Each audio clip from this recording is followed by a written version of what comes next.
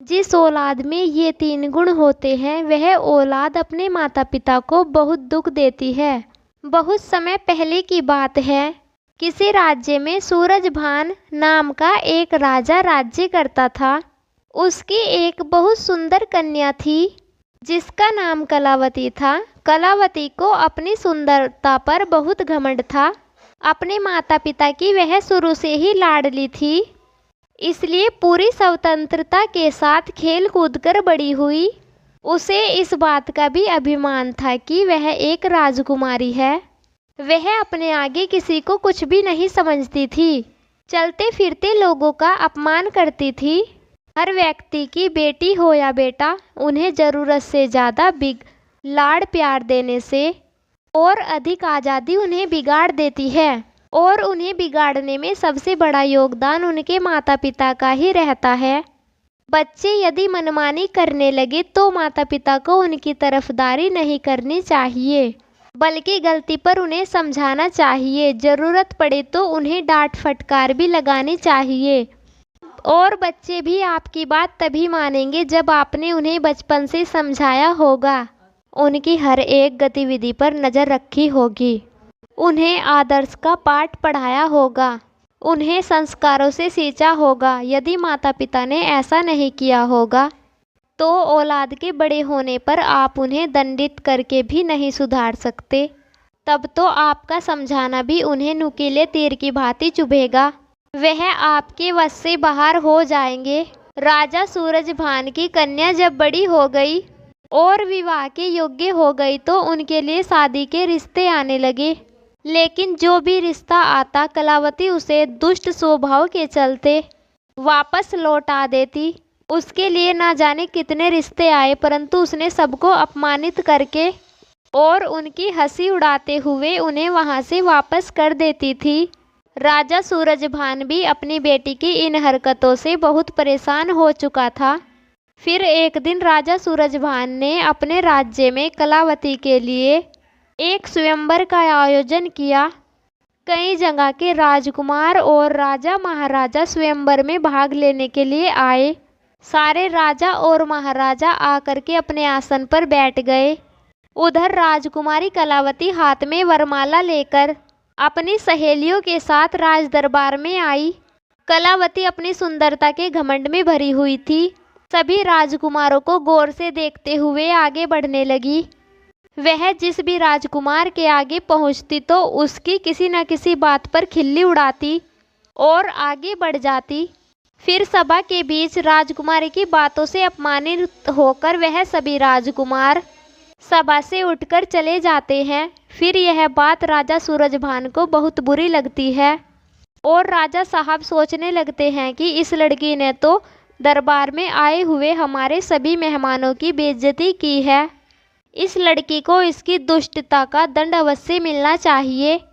गुस्से में राजा ने भरे दरबार में यह घोषणा कर दी कि मैं अपनी बेटी की ऐसी हरकत के लिए आप सभी से क्षमा मांगता हूँ, परंतु आज मैं आप सबके सामने यह घोषणा करता हूँ कि इस लड़की का विवाह मैं किसी राजकुमार से ना करके किसी भिखारी के साथ करूँगा, जो रोज भीख मांग करके अपना पेट पालता हो और उसके साथ रहकर यह भी भीख मांगकर ही खाएगी, तो इसे अपनी करनी पर पछतावा होगा। राजा की ऐसी घोषणा सुनकर राज दरबार में बैठे सभी मंत्रीगणों ने राजा की बहुत प्रशंसा की। सभी कहने लगे, राजा साहब, ऐसी असभ्य और संस्कारहीन राजकुमारी के लिए ऐसा ही होना चाहिए। इतना कहकर वह सभी मंत्रीगण राजा के दरबार से चले जाते हैं। तभी वहां से एक गाना गाता हुआ भिखारी गुजर रहा था। भिखारी की आवाज़ सुनकर राजा ने अपने नौकर को भेजकर भिखारी को अपने दरबार में बुलवाया। उस भिखारी की बहुत ही दयनीय दशा थी। मैले फटे पुराने वस्त्र पहने हुए था। उसके हाथ में एक लकड़ी का डंडा था और लंबी सी दाढ़ी थी। भिखारी राजा के सामने जाकर खड़ा हो गया और अपनी मीठी आवाज़ में कुछ गीत गुनगुनाने लगा। भिखारी की मीठी आवाज़ सुनकर राजा बहुत प्रसन्न हुआ। प्रसन्न होकर राजा ने कहा, मैं तुम्हें इनाम के रूप में अपनी बेटी को सौंप रहा हूँ। आज से यह तुम्हारी पत्नी है। तुम इसे अपने साथ ले जाओ और जैसा भी रूखा सूखा मिले तुम स्वयं खाना और इसे भी खिलाना। अपने पिताजी का ऐसा कठोर निर्णय सुनकर कलावती बहुत दुखी हुई कि उसके पिताजी ने यह क्या कर डाला।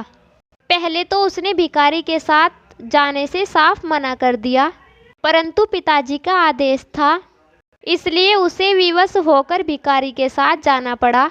राजा सूरजभान ने कहा, बेटी तुमने किसी राजघराने में जाने का अधिकार पूरी तरह से खो दिया। अब से यह भिखारी ही तुम्हारा पति है, इसी के साथ तुम्हें अपना जीवन बिताना होगा। अगर तुमने इसे धोखा दिया या इसका साथ छोड़ा तो तुम्हें मृत्युदंड दिया जा सकता है। कलावती का विवाह उस भिखारी से करने के बाद उसे अपने घर से विदा कर दिया। कलावती रोती बिलखती भिखारी के साथ चली गई। भिखारी उसे लेकर खुशी खुशी एक जंगल में चला गया। उस जंगल में उसकी एक अत्यंत सुंदर कुटिया थी। उस कुटिया के पास ही भिखारी ने एक आम का पेड़ लगाया था। उस पेड़ पर बहुत सारे आम के फल लगे थे। नज़दीक ही एक बहुत हरा भरा बड़ा सा खेत भी था। कलावती ने उस भिखारी से पूछा कि यह खेत किसका है, तो भिखारी ने जवाब दिया कि राजकुमारी, मैंने ऐसा सुना है कि यह खेत उसी दाढ़ी वाले राजकुमार का है जिसे तुमने अपने स्वयंवर में दाढ़ी वाला बकरा कहकर अपमानित किया था। भिखारी ने कहा, राजकुमारी आपका दुर्भाग्य देखिए, बदकिस्मती से आपको उस दाढ़ी वाले की तरह मैं भी लंबी दाढ़ी वाला मिल गया हूँ। अगर तुम उस दाढ़ी वाले से विवाह कर लेती तो आज तुम इस खेत की मालकिन होती, परंतु अब पछताने से कोई फायदा नहीं। अब तुम्हें मुझ जैसे भिखारी के साथ ही जिंदगी भर रहना होगा। फिर कुछ दूर आगे चलने पर राजकुमारी कलावती को सुंदर फल फूलों से लदा हुआ एक बाग दिखाई दिया। कलावती ने कहा, थोड़ी देर इस बाग में ठहरकर विश्राम कर लेते हैं। यह बाग किसका है? भिखारी ने उत्तर दिया, यह बाग भी उस दाढ़ी वाले बकरे का है जिसका तुमने अपना अपमान किया था। इसलिए अति शीघ्र विश्राम करके यहाँ से निकल चलो, वरना उस दाढ़ी वाले राजकुमार को पता चल गया तो वह हमें अपमानित करके भगा देगा। सोचो, अगर तुम उससे विवाह कर लेती तो यह बाग भी तुम्हारा होता और मुझ जैसे भिखारी के साथ तुम्हें आना नहीं पड़ता, परंतु तुम्हारा घमंडी तुम्हें यहाँ पर ले आया। इस प्रकार बातें करते हुए दोनों आगे बढ़ते चले गए। कुछ दूर आगे जाने पर वह एक सुंदर नगर में पहुँचे। जैसे वह नगर किसी राजा की राजधानी हो। कलावती ने पूछा, यह नगर किसका है? भिखारी ने उत्तर दिया, राजकुमारी, जितनी मुझे जानकारी है यह नगर भी उस दाढ़ी वाले बकरे का है जिसे तुमने भरी सभा में अपमानित किया था। सोचो, अगर तुमने उससे शादी कर ली होती तो तुम इस नगर की रानी होती और अनेक दासियां तुम्हारी सेवा करती, परंतु तुमने अपने रूप के घमंड में आकर अपनी किस्मत खराब कर ली और मुझ भिखारी के साथ विवाह करके तुमने अपनी जिंदगी को दुखों में धकेल दिया। परंतु अब कर ही क्या सकते हैं, जो होना था हो गया। भिखारी की बात सुनकर राजकुमारी को बड़ा पश्चाताप होने लगा। काश मैंने उसके साथ विवाह कर लिया होता। भिखारी ने राजकुमारी के मुख से ऐसी बात सुनी तो उसने नाराज होते हुए कहा, राजकुमारी खबरदार, जो तुमने अब दूसरे पुरुष के बारे में सोचा, अब तो तुम केवल मेरी पत्नी हो और मैं ही तुम्हारा पति हूँ। अब महलों के सपने देखना छोड़कर तुम्हें मेरे साथ झोपड़ी में रहना पड़ेगा। इतना कहकर भिखारी राजकुमारी को अपनी झोपड़ी के पास ले गया, जो राजा के उस नगर से कुछ दूर एक तालाब के किनारे बनी हुई थी। झोपड़ी देखकर कलावती को बड़ा क्रोध आया और कहने लगी, यह कितनी बेकार सी झोपड़ी है, मैं इसमें कैसे रह पाऊंगी? इसमें रहकर मेरा दम घुटेगा। मैं बहुत बड़े महलों की रहने वाली हूँ, इस छोटी सी झोपड़ी में रहकर मेरा गुजारा कैसे होगा? भिखारी बोला, राजकुमारी, आज से यह झोपड़ी ही तुम्हारा नया घर है। आज से तुम्हें इसी झोपड़ी में रहना पड़ेगा। कलावती ने पूछा, यहाँ पर तुम्हारा कोई नौकर चाकर दिखाई नहीं दे रहा? झोपड़ी की साफ सफाई कौन करेगा? भिखारी ने कहा, राजकुमारी, यह तुम क्या कह रही हो? मैं कोई राजा महाराजा नहीं, ना कोई राजा का बड़ा अधिकारी हूँ जो मेरे पास नौकर चाकर होंगे। मैं तो खुद एक भिखारी हूँ। मेरी औकात तो नौकर से भी कम है। झोपड़ी का सारा काम तुम्हें और मुझे ही करना है। चलो अब तुम पहले झोपड़ी की साफ सफाई करो, फिर मेरे लिए खाना बनाओ। मुझे बहुत भूख लगी है। मैं चलते चलते बहुत थक चुका हूँ। कलावती को भोजन तो बनाना आता ही नहीं था, इसलिए भिखारी और राजकुमारी ने मिलकर उल्टा सीधा खाना बनाया और खाना खाकर दोनों सो गए। अगले दिन राजकुमारी को भिखारी ने जगाया और घर का सारा काम करने के लिए कहा। राजकुमारी कलावती पूरा दिन काम करती रही और भिखारी की डांट फटकार सुनती रही। 2-3 दिन इसी तरह बीत गए। घर में जो कुछ खाने को था वह भी खत्म हो गया। भिखारी बोला, राजकुमारी अब खाने को तो कुछ भी बचा नहीं है। जो कुछ मैंने मांग कर रखा था वह सब खत्म हो चुका है। आगे की जीविका चलाने के लिए हमें कुछ काम करना पड़ेगा। एक काम करो, मैं तुम्हें इस आम के पेड़ से आम तोड़कर दूंगा, तुम इनको बाजार में जाकर बेच आना। राजकुमारी ने आश्चर्य से कहा, मैं बाजार में आम बेचने जाऊंगी? अगर मुझे किसी ने आम बेचते हुए देख लिया तो वह मेरी हंसी उड़ाएंगे और मुझे बहुत शर्म आएगी। भिखारी बोला, काहे की शर्म? अब तुम रानी नहीं हो, अब तुम एक भिखारी की पत्नी हो। शर्म तो तुम्हें तब आती जब तुम उस दाढ़ी वाले की पत्नी होती और वह तुम्हें बाजार में आम बेचने को कहता। अब अगर शर्म ही आती है तो भूखी मरो।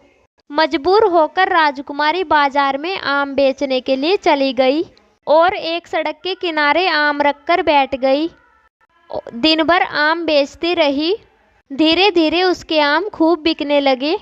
एक दिन की बात है, जब राजकुमारी सड़क पर बैठी हुई आम बेच रही थी, तब वहां पर राजा का एक सैनिक आता है और वह लात मारकर सारे आम इधर उधर फैला देता है और कहता है, खबरदार जो रास्ता रोककर आम बेचे तो। उसके सारे आम फूट गए और उसका बहुत नुकसान हो गया। राजकुमारी को बड़ा दुख हुआ। उसने सारी बात आकर झोपड़ी में भिखारी को बताई कि आज एक राजा के सैनिक ने उसके सारे आम लात मारकर फोड़ दिए। भिखारी ने कहा, तुम बिल्कुल पागल हो। अगर तुम बीच रास्ता रोककर दुकान लगाओगी तो सिपाही तो आम फोड़ेंगे ही। तुम्हारी वजह से राहगीरों को वहां से निकलने में तकलीफ हो रही होगी। अब तुमसे यह काम भी ठीक से नहीं होगा। तुम्हें कोई काम बताओ तो तुम उस काम को ठीक से नहीं करती हो। अब मैं जा रहा हूँ और तुम्हारे लिए कोई काम तलाश करूँगा। भिखारी गया और एक राजा के यहाँ रसोई का काम तलाश आया और कलावती से आकर कहा कि मैंने तुम्हारे लिए काम की व्यवस्था कर दी। कल से तुम राजा के यहाँ कर्मचारियों के साथ मिलकर रसोई में खाना बनाओगी। वहाँ से हमें खाने के लिए अच्छा अच्छा भोजन भी मिलता रहेगा। इस प्रकार वह घमंडी राजकुमारी रसोइयों की मददगार बनकर काम करने लगी। वह सुबह से शाम तक रसोइयों के साथ मिलकर काम करती और रात को बचा हुआ खाना अपने घर लेकर आती। इस तरह दोनों की जिंदगी अब सुकून से कटने लगी। फिर एक दिन की बात है, कलावती रसोई में काम कर रही थी। तभी उसने खिड़की से जाकर देखा तो वहाँ राजा के महल में कुछ उत्सव होने वाला था। पूरा राजमहल सजाया हुआ था। बड़े बड़े मेहमान आ रहे थे। नौकर चाकर उनका स्वागत कर रहे थे। महल में बड़ी धूमधाम थी। राजकुमारी वह सब देखकर अपनी किस्मत को कोसती रही। अपनी किस्मत पर आंसू बह रही थी और सोच रही थी कि काश मैं भी इतनी घमंडी नहीं होती तो मुझे यह दिन देखने को नहीं मिलता। वह वहाँ खड़ी खड़ी सोच रही थी, तभी वहाँ पर 2 दासियाँ आती है और कुछ खाने का सामान उसकी टोकरी में रखकर चली जाती है। राजकुमारी टोकरी को लेकर अपने घर लौटने लगी। अभी वह दरवाजे से निकली ही थी, तभी सामने से एक राजसी पोशाक पहने एक पुरुष ने आकर उसे रोक लिया। देखने में वह वहाँ का राजा महाराजा मालूम पड़ रहा था। राजकुमारी ने जब उसके चेहरे को देखा तो वह डर के मारे कांपने लगी, क्योंकि वह राजा वही दाढ़ी वाला था जिसको कलावती ने अपने यहाँ दाढ़ी वाला कहकर अपमानित किया था। उसने राजकुमारी से कुछ नहीं कहा, बल्कि वह उसका हाथ पकड़कर दरबार में पहुँचा, जहाँ पर तमाम मेहमान लोग बैठे हुए थे। वहाँ की भव्यता को देखकर घबराहट से राजकुमारी के हाथ पैर कांपने लगे। उसके हाथ से टोकरी छूटकर जमीन पर गिर पड़ी।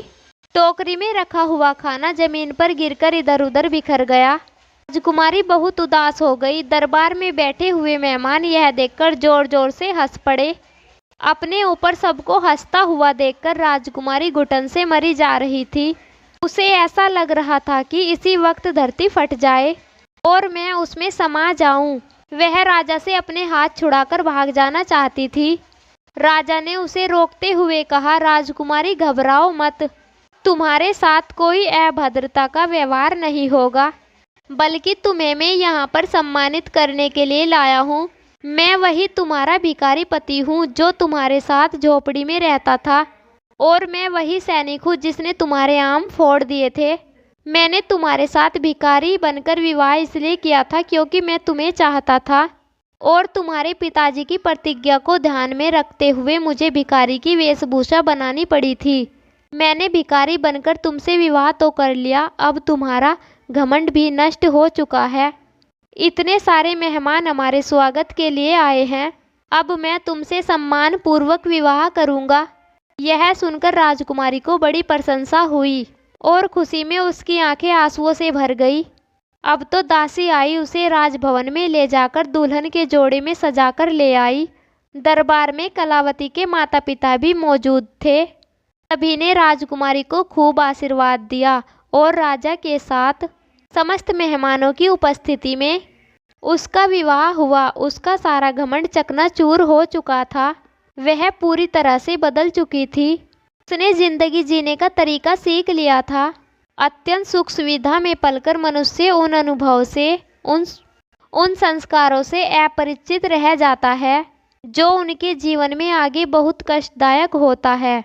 इसलिए मनुष्य को कभी भी किसी बात का घमंड नहीं करना चाहिए। परमात्मा जब तुम्हें किसी एक गुण से संपन्न बनाता है तो बाकी कई गुणों से खाली भी रखता है, ताकि जब कभी भी तुम्हें अपमानित हो तो तुम्हें अपना सबक मिल सके। इस प्रकार राजकुमारी उस दाढ़ी वाले पति के साथ सुखपूर्वक जीवन व्यतीत करने लगी। जिनकी औलाद अपनी मनमानी करती है तथा अपने माता पिता का अपमान करती है और उनकी बात नहीं मानती, ऐसी औलाद सदैव मुसीबत से घिरी रहती है। दोस्तों, अगर आपको कहानी पसंद आई हो तो कहानी को लाइक करें, हमारे चैनल को सब्सक्राइब करें, कमेंट बॉक्स में जय श्री राधे कृष्णा अवश्य लिखें। फिर मिलते हैं ऐसी ही वीडियो के साथ। तब तक के लिए आप सभी का धन्यवाद।